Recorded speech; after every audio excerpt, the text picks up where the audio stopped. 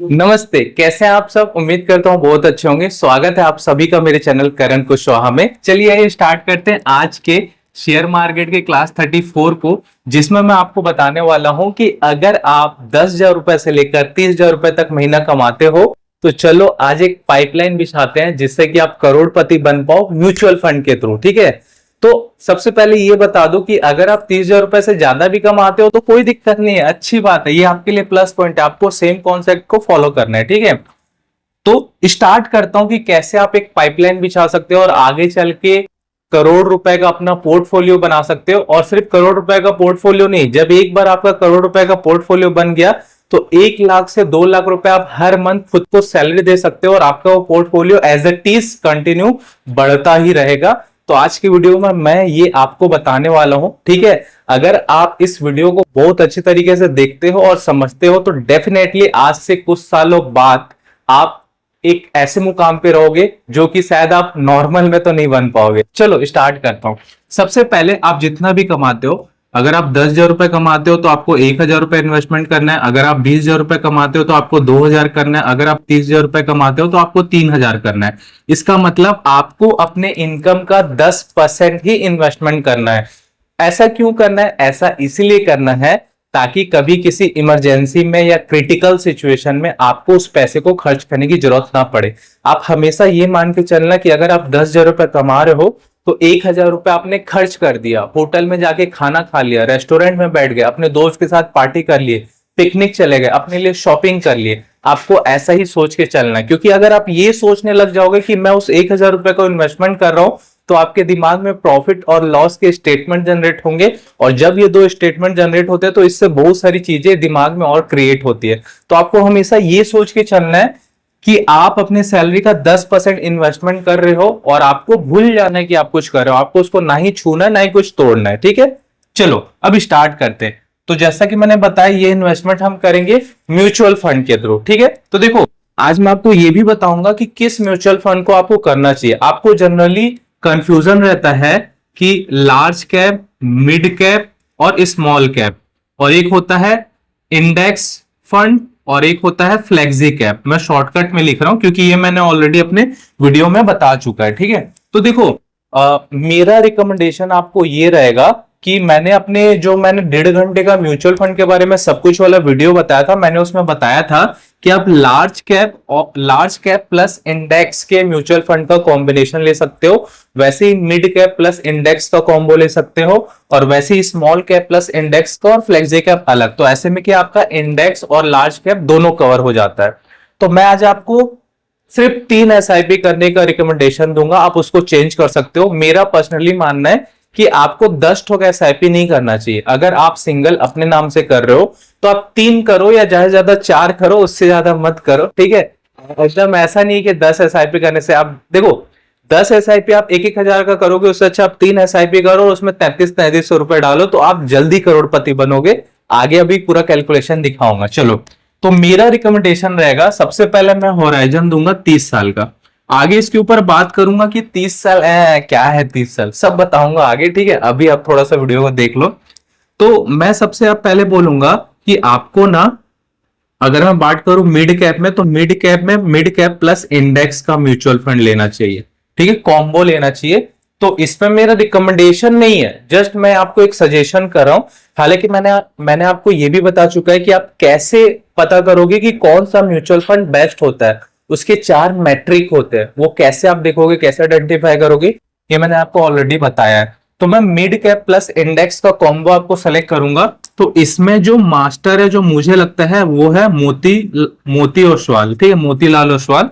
तो आप इसको एक ले सकते हो। ठीक है, दूसरा मैं आपको रिकमेंड करूंगा कि अगर आप स्मॉल कैप में जा रहे हो तो देखो स्मॉल कैप प्लस जो इंडेक्स फंड का कॉम्बिनेशन है ना, उसका जो फंड एज है वो ज्यादा नहीं है, वो आपको 6 महीना, 1 साल, 2 साल या 3 साल मिलेगा। तो मेरा ये मानना है कि मिनिमम 5 साल हो तो ज्यादा अच्छा है। तो ऐसा नहीं है कि small cap plus index fund का जो भी म्यूचुअल फंड है या एएमसी है वो अच्छा नहीं है, वो आगे अच्छा हो सकता है, बट हम तो पास्ट ट्रैक रिकॉर्ड देख के इन्वेस्टमेंट करते हैं।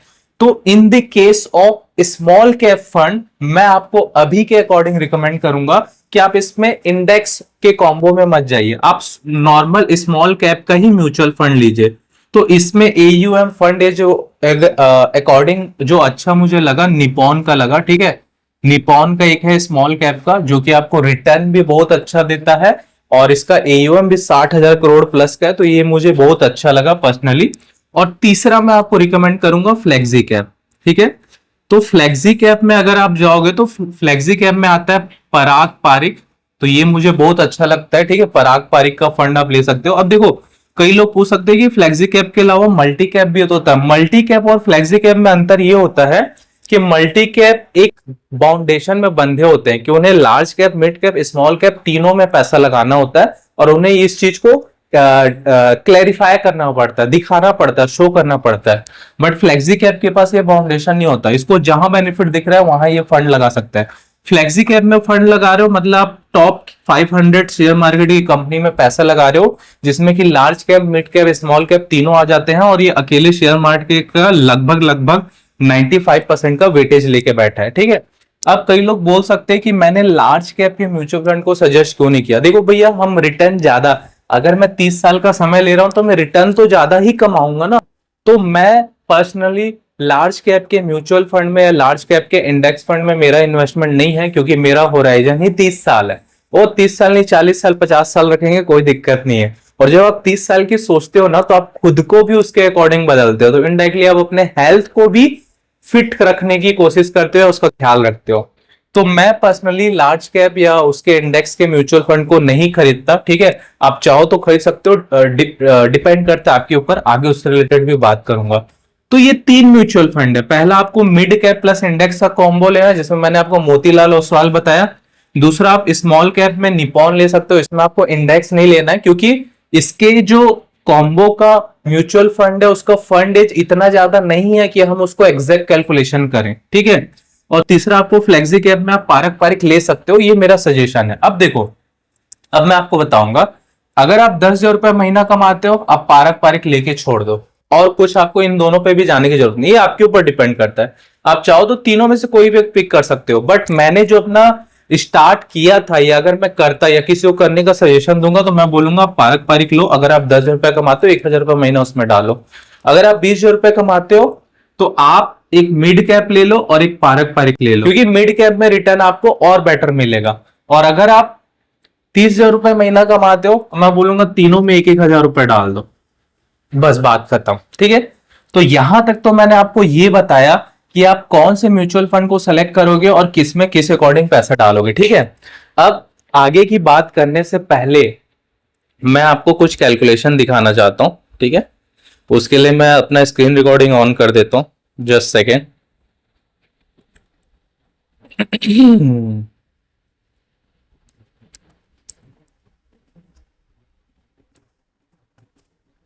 तो ये मेरा स्क्रीन रिकॉर्डिंग ऑन हो गया, आप देख सकते हैं, ठीक है। यहाँ पे मैंने एसआईपी कैलकुलेटर ऑन कर लिया, मैंने आपको पहले ही बताया था। आप इसे गूगल में सर्च करके भी यूज कर सकते हैं या गूगल प्ले स्टोर से भी डाउनलोड कर सकते हैं। तो देखो, जो लोग 1,000 रुपए मंथली इन्वेस्टमेंट करेंगे मैं उनकी बात कर रहा हूं, और मैं जो रिटर्न लेता हूं 18% का लेता हूं, क्योंकि मैंने जो बताया इसमें आपको एवरेज 18% का रिटर्न तो मिल ही जाएगा। आप रिकॉर्ड उठा के चेक कर लो, कोई दिक्कत नहीं है। और मैं जो पीरियड लेता हूं वो लेता हूं 30 साल का, ठीक है। और कैलकुलेट पे क्लिक करता हूं तो आप देखो, अगर आप 1,000 रुपए मंथली इन्वेस्टमेंट करते हो तो आज से 30 साल बाद आपके पास होगा 1.43 करोड़, यानी कि 1,43,00,000 रुपए, ठीक है। ये मैं इसको लिख देता हूं क्योंकि मैं इससे रिलेटेड आपको बहुत कुछ बताने वाला हूं। तो आपके पास होगा 1.43 CR, ठीक है। चलो दूसरा आते हैं। मैंने बोला था अगर आप 20,000 रुपए कमाते हो तो आपको कितना इन्वेस्टमेंट करना है, 2,000 करना है। तो अगर मैं आपको 2,000 रुपए कर दूं तो देखो यहां पे आपको दिखा रहा है 2.87 करोड़, मतलब लगभग 3 करोड़ रुपए आपके पास होगा, 2.87 करोड़, ठीक है। और इसे ही अगर मैं 3,000 रुपए कर दूं तो आपके पास होगा, आप देख सकते हो यहां पे आपके पास दिखा रहा है 4.3 करोड़, यानी कि लगभग साढ़े 4 करोड़। तो मैं 4.3 करोड़ ही लिख देता हूं। तो ये सिंपल सा कैलकुलेशन है, ये आप भी करके देख सकते हो। मैंने आपको पहले ही बोला था आप इसमें खेलो, बड़ा मजा आता है। ये चीज कुछ भी हवा में नहीं है, ये चीज जो दिखा रहा है एक्चुअल में आएगा, बट आपको इतना वेट करना है, ठीक है। चलो मैं इसे पॉज करता हूं। चलो अब ना ये तो कैलकुलेशन में आपको दिखा दिया। अब कुछ कुछ क्वेश्चन क्वेरी करते, क्वेश्चन आंसर का, ताकि आप इस चीज को बहुत अच्छे से रिलेट कर पाओ। देखो सिंपल सी बात है, अगर आप 1,000 रुपए भी हर महीने डालते हो ना, तो आज से 30 साल बाद ना आपके पास लगभग 1.5 करोड़ होंगे। तो चलो मैं 1.5 करोड़ के हिसाब से लेता हूं, चलो 1.5 करोड़ नहीं, मैं 1 करोड़ के हिसाब से लेता हूं। जब आपके पास 1 करोड़ रुपए होगा ना, पहले ये बताना हमने रिटर्न कितना कैलकुलेट किया, हमने किया 18% का, ठीक है। मैं 18% भी नहीं, 12% लेके बता रहा हूं, 12% लेके बताता हूं। जब आपके पास 1 करोड़ रुपए होगा ना, तो आपके पास एक समुद्र बन जाएगा। अब बताना 1 करोड़ का 12% कितना होता है, आपको बताऊं कितना होता है, 12 लाख होता है। 12 लाख यानी महीने का कितना हो गया, 1 लाख रुपए। तो होगा ऐसा कि आज से 30 साल बाद जब आपका पैसा 1 करोड़ हो जाएगा ना, तो आप अपने म्यूचुअल फंड से हर महीने 1 लाख रुपए विड्रॉ भी करोगे, तो आपका इंटरेस्ट तो 18% के हिसाब से, तो भी ये 1 करोड़ रुपए बढ़ते जाएगा और आप हर महीने खुद को 1 लाख रुपए की सैलरी दे पाओगे। That is the power of compounding interest and mutual fund, क्योंकि आपने एक पाइपलाइन बिछा चुका है, ठीक है। तो ये मैं 1 करोड़ के हिसाब से लिया। अगर आप 1.43 लोगे तो लगभग महीने का 1.5 लाख हो जाएगा। अगर आप 2.87 लोगे तो लगभग आप महीने का 3 लाख रुपए निकाल सकते हो। अगर आप 2,000 रुपए हर महीने डालते हो तो आप महीने का 3 लाख रुपए निकाल सकते हो। और अगर आप 3,000 रुपए महीने का डालते हो तो आप महीने का 4,30,000 रुपए निकाल सकते हो आज से 30 साल बाद, ठीक है। That is the power of mutual fund, ठीक है। और एंड कंपाउंडिंग इंटरेस्ट, चलो तो ये आपको समझने में जितना इजी लग रहा है उतना ही आपको पेशेंस रखना पड़ेगा। देखो एक सिंपल सी चीज बताता हूं, वॉरेन बफेट आज इसीलिए इतने ज्यादा पॉपुलर हैं क्योंकि वो अभी तक जी रहे हैं और उन्होंने अपने इन्वेस्टमेंट को तैयार होने के लिए समय दिया है। अगर राकेश झुनझुनवाला सर आज जिंदा होते तो डेफिनेटली आगे चल के वो वॉरेन बफेट को बीट कर सकते थे या कंपटीशन दे सकते थे, बट क्योंकि वो लंबा जिए नहीं इसलिए वो अपने पैसे को और ज्यादा ग्रो नहीं कर पाए। तो कंपाउंडिंग का पावर ही ऐसा है कि आप उसको जितना ज्यादा समय दोगे उतना ज्यादा समय बढ़ेगा। चलो अब ना कुछ क्वेश्चन आंसर का सिनेरियो करता हूं, क्योंकि ये बहुत ज्यादा जरूरी है, क्योंकि इसको आप नहीं करोगे ना तो आप बहुत सारी चीज को समझ नहीं पाओगे, ठीक है। तो सबसे पहला क्वेश्चन जो मुझे लोग बोलते हैं या आपके मन में आ सकता है, ठीक है। सबसे पहला क्वेश्चन, क्या गारंटी है कि 18% रिटर्न मिलेगा, ठीक है। तो देखो मत मानो 18%, 15% मान लो। म्यूचुअल फंड में मैक्सिमम 15% मिलता है, 15% के हिसाब से कर लो। जो मैंने बताया था 1,000 का 1.4347 होगा, वो 1 करोड़ होगा तो भी बन जाएगा, ठीक है। दूसरी चीज, अगर 30 साल में 1 करोड़ नहीं बना तो देखो मैं आपको एक रूल बता रहा हूं। दूसरा क्वेश्चन ये होता है कि अगर 30 साल में 1 करोड़ नहीं बना तो देखो सबसे पहले ये बता दूं कि एक रूल है, एक फॉर्मूला है 8321। इसका मतलब ये होता है कि आप जो भी इन्वेस्टमेंट कर रहे हो उसे डबल होने में 8 साल लगता है फर्स्ट टाइम। जब 8 साल बाद वो डबल हो जाता है ना, तो फिर उसे डबल होने में 3 साल लगता है, और फिर उसके बाद उसको डबल होने में 2 साल लगता है, और फिर उसके बाद वो हर 1 साल में डबल होता है। मतलब 30 साल के बाद ना 31 साल में आपका पैसा 1 करोड़ से सीधा 1.5 करोड़ बनेगा। मतलब वो फिर 30-30, 40-40, 20-20 लाख का ग्रो होता है। तो ये कंपाउंडिंग इंटरेस्ट का पावर होता है।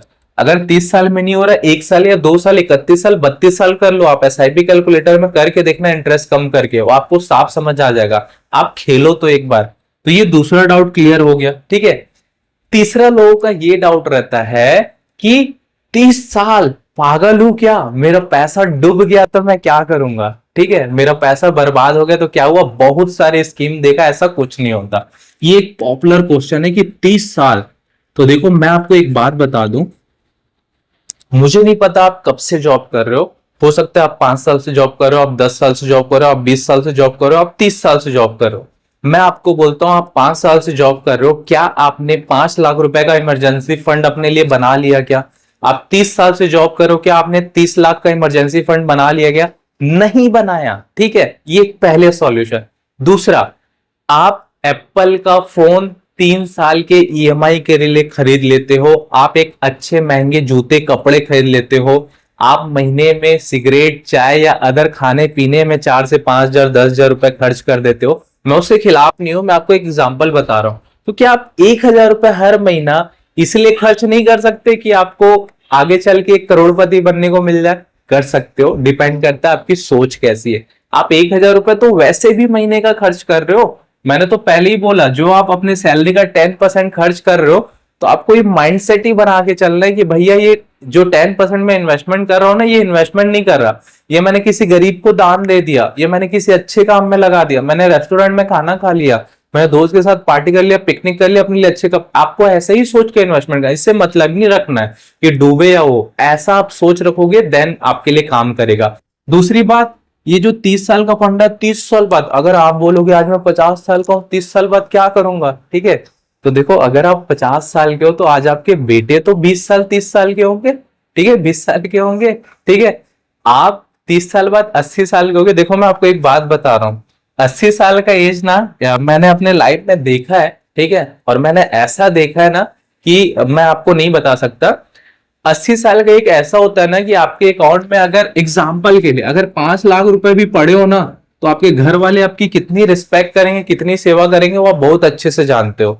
अगर 80 साल की एज में आपके अकाउंट में जीरो हो ना, तो आप कहीं किसी बिस्तर में किसी कोने में पड़े रहोगे, 2 टाइम खाना मिलेगा, चुपचाप खाओगे और चुपचाप पड़े रहोगे, कुछ नहीं बोल पाओगे।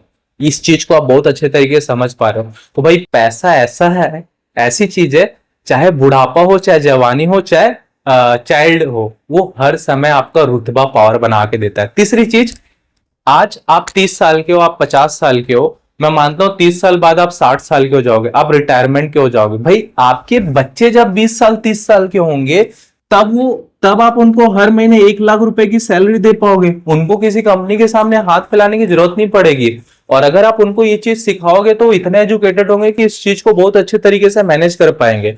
तो मुझे लगता है आपको ये क्वेश्चन मिल गया, ठीक है। अब चौथा क्वेश्चन आते हैं, 30 साल बाद मार्केट गिर गया तो मैं क्या करूंगा, ये भी एक क्वेश्चन होता है, ठीक है।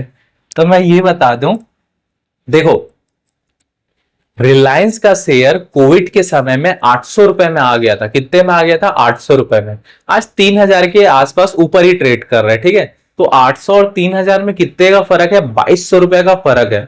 तो गिरा, ऊपर बढ़ा ना। तो यहां पे एक मेन फैक्ट क्या आता है कि सपोज आप 30 साल में पैसा निकालने जा रहे हो, शेयर मार्केट गिरा है, भाई आपके पास 1 करोड़ रुपए बन गया, गिरेगा तो 80 लाख 70 लाख होगा, कोई फर्क नहीं पड़ेगा। और आप तो इन्वेस्टमेंट ही अपने सैलरी का 10% कर रहे हो, तो आपको तो कोई फर्क नहीं पड़ेगा। वेट कर लो, 6 महीना वेट कर लो, 1 साल वेट कर लो, मार्केट फिर ऊपर चले जाएगा, आपका पैसा उतना ही हो जाएगा। मार्केट तो गिरता ही है यार। मैंने जब शेयर मार्केट की शुरुआत की थी तो निफ्टी 16,000 पे था, आपको पता है 26,000 था, अभी टूटा है तो 25,000 तक आ गया है, बट फिर से 26,000 जाएगा, जाएगा डेफिनेटली जाएगा। तो ये सेम कॉन्सेप्ट है, ठीक है। पांचवा एक डाउट क्या रहता है कि क्या मैं और ज्यादा इन्वेस्टमेंट नहीं कर सकता? मैंने बताया कि अगर आप 1,000 रुपए 30 साल तक इन्वेस्टमेंट करोगे तो 18% रिटर्न के हिसाब से आपके पास 1.43 करोड़ रहेगा। क्या जरूरी है क्या कि आप हर महीने 1,000 रुपए 30 साल तक सेम इन्वेस्टमेंट करोगे? भाई अगर आप 30 साल तक कुछ भी करो, आपका सैलरी ग्रोथ होता है, कुछ होता है। तो जब आपको लगे आप 20,000 कमा रहे हो, आप इस 1,000 को 2,000 करो। आपको लगता है आपका 10,000 से 11,000 रुपए सैलरी हो गया, इस 1,000 को 1,100 रुपए कर दो। हाँ, आप म्यूचुअल फंड में डेट को भी एडिट कर सकते हो कि आपका म्यूचुअल फंड कब कटना है, और आप अमाउंट को भी एडिट कर सकते हो। तो ये आपको एक बेनिफिट देगा। और एक लास्ट पॉपुलर क्वेश्चन आता है, छठवां क्वेश्चन, कि अगर मुझे इमरजेंसी में जरूरत पड़ी तो मैं क्या करूंगा, ठीक है। तो देखो सबसे पहले तो बता दो, ये इमरजेंसी की जरूरत ना पड़े, इसीलिए ही तो मैंने आपको शुरू में बोला कि आपको अपने सैलरी का 10% ही इन्वेस्टमेंट करना है, ताकि कभी भी इमरजेंसी में आपको तोड़ने की जरूरत नहीं पड़े। क्योंकि आपका पैसा समुद्र तब बनेगा जब आप उसको 30 साल के लिए छोड़ दोगे। अगर आप निकाले भैया तो फिर दिक्कत है, ठीक है। और आपको अगर आप 30,000 रुपए महीना कमा रहे हो और साल का 5 लाख रुपए कमा रहे हो, तो आपको एक हेल्थ इंश्योरेंस और एक टर्म इंश्योरेंस लेके रखना चाहिए। ताकि मैं ये दो ही इंश्योरेंस सजेस्ट करूंगा आपको, इसके ऊपर मैंने पहले ही बोला था मैं वीडियो बनाऊंगा, मैं आगे चल के बनाऊंगा कि इसमें भी आपको कौन सा लेना चाहिए, ताकि आपका जो इन्वेस्टमेंट है वो सेफ रहे। तो ये जो इमरजेंसी में निकालना पड़ गया ना, तो पहला ये, तो अगर आप 10% कर रहे हो तो आपको क्यों निकालना पड़ेगा। और दूसरी बात, अगर आपका 5 साल 10 साल हो गया, सपोज आपके सपोज आपका पोर्टफोलियो 10 लाख का हो गया, आपको 1 लाख रुपए चाहिए, तो भैया आप 1 लाख रुपए विड्रॉ कर सकते हो, बाकी 9 लाख रुपए वैसे ही रहेगा और वो भी ग्रो होते रहेगा। तो ये मेरा ओवरऑल फंडा था पाइपलाइन बिछाने के लिए। अगर आप 10,000 रुपए से 30,000 रुपए महीना कमाते हो तो देखो, सोचोगे, सोचते रह जाओगे, स्टार्ट करोगे, पाइपलाइन बिछाना चालू कर दोगे, और आपको पता है पाइपलाइन 1 महीने में, 1 साल में या 10 साल में नहीं बिछता। पाइपलाइन बिछाने के लिए थोड़ा सा समय लगता है, तो कम से कम 30 साल का समय लो। अरे 30 साल छोड़ो, आप इसको 10 साल भी कर लोगे। 10 साल बाद जब अपने म्यूचुअल फंड के पोर्टफोलियो को देखोगे ना ग्रो होते हुए, बड़ा मजा आएगा। आप खुद बोलोगे कि नहीं मैं वेट करूंगा और बढ़ाऊंगा और बढ़ाऊंगा। तो एक सिंपल सा तरीका है, और मैंने जो क्वेश्चन आंसर का क्वेरी किया उससे भी आपका बहुत सारा डाउट क्लियर हो गया होगा। ठीक है, अगर आपके अब भी कुछ डाउट बचे हों तो आप मुझे नीचे कमेंट बॉक्स में कमेंट करिए, उससे रिलेटेड मैं वीडियो बना दूंगा या उसको सॉल्यूशन मैं आपको कमेंट में दे दूंगा। ठीक है, जाने से पहले अगर आपने इस चीज को आज बहुत अच्छे से समझा, आप शेयर मार्केट में नए हो, आप डायरेक्टली मेरे इस वीडियो को देख रहे हो, तो मैंने अपने डिस्क्रिप्शन बॉक्स में शेयर मार्केट के प्लेलिस्ट का लिंक दिया हुआ है। इवन आप मेरे यूट्यूब के चैनल के प्लेलिस्ट लिंक में जाओगे तो म्यूचुअल फंड करके भी प्लेलिस्ट है, उसमें मैंने सारी वीडियो बताया, आप क्लिक करके देख सकते हैं। और अगर आपने अभी तक डीमेट अकाउंट ओपन नहीं किया है तो एंजल वन का, ग्रो का और अब स्टॉक का लिंक मैंने आपको अपने डिस्क्रिप्शन बॉक्स में दिया है। अगर आप एंजल वन में डीमेट अकाउंट ओपन करना चाह रहे हैं तो आप चाहे तो मेरा रेफरल कोड KA002649GY भी यूज कर सकते हैं।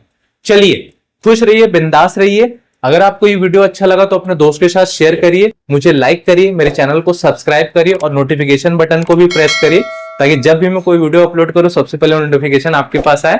ठीक है, और आप चाहें तो ये वीडियो अपने उन दोस्तों के साथ भी शेयर कर सकते हैं जो कि म्यूचुअल फंड, इन्वेस्टिंग या शेयर मार्केट के बारे में सीखना चाहते हैं। चलिए, मिलते हैं अपने नेक्स्ट क्लास में एक नई वीडियो के साथ। तब तक खुश रहिए, बिंदास रहिए, लाइफ के मजे लीजिए। Thank you so much.